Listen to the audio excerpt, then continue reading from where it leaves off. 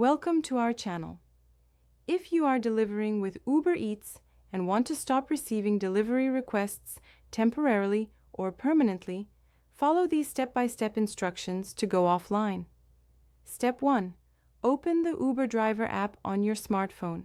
Make sure you are logged in to your Uber Eats delivery account. Step 2. On the main screen of the app, you will see your online status. When you are online and available, the app will display a large button showing that you are ready to receive orders. Step 3.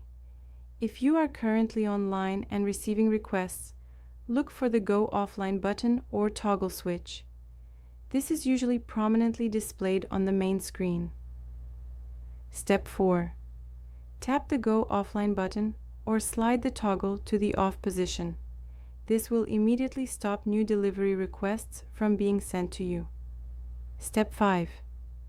If you have an active delivery in progress, complete it before going offline, or the order will be reassigned to another driver, which may affect your rating. Step 6.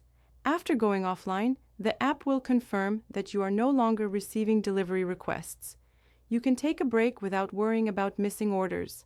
Step 7. When you are ready to start delivering again, simply open the Uber Driver app and tap Go Online or slide the toggle back to the on position. Step 8. The app will start sending you delivery requests based on your location and availability.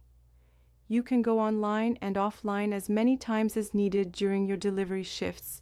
This flexibility allows you to work on your own schedule. Don't forget to like this video and subscribe to our channel.